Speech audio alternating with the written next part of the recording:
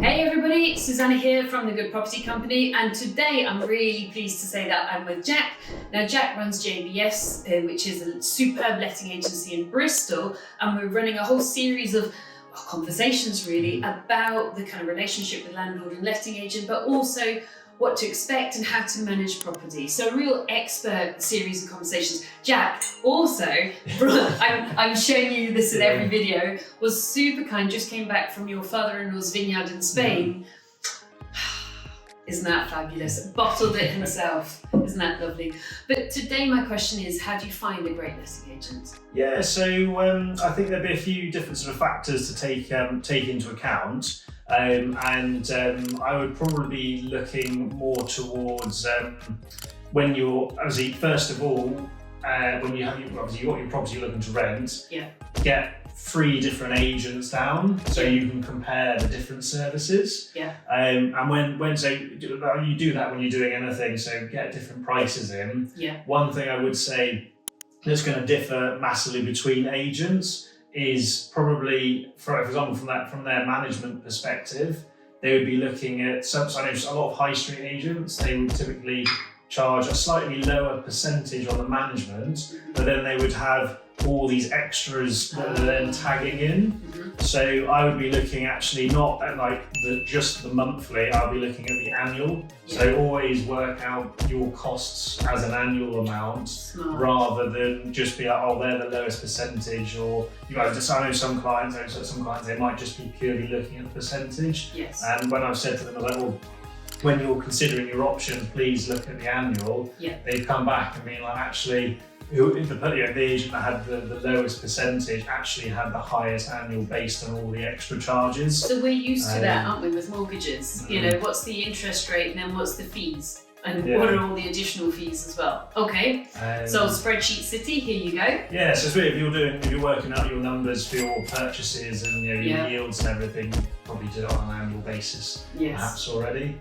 The other thing I would always ask, and I think this is really bad practice as an agent. So I know some of the high street agents, I would ask the question, do they charge commission on their contractors' bills? Because I think I have personal experience that at least 3 of the bigger agents in Bristol, they do this.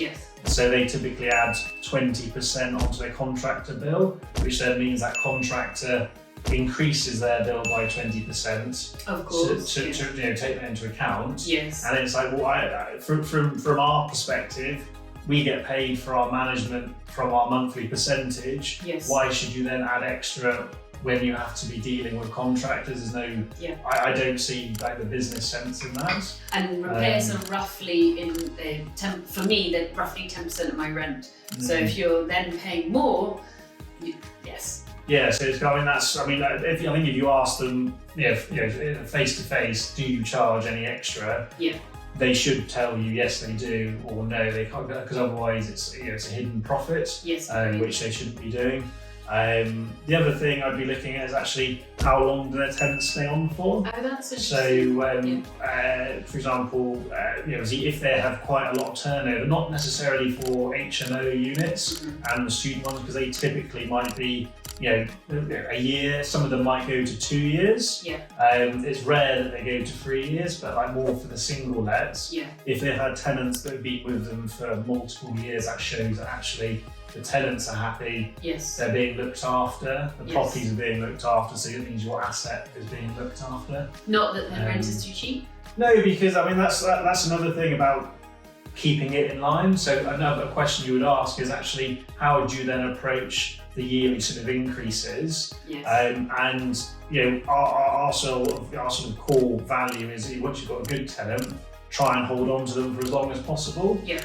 So even each year we would have a look at where the rents have gone, and it may be that we increase it a marginal amount to keep that tenant in, so it meets halfway. So it's not like the full the full market rent. Yes. However, it's still increased from what you were getting previously. So it means you've got that good tenant that's looking after the property, paying their rent on time. That in itself is what's worth its weight in gold. Yes.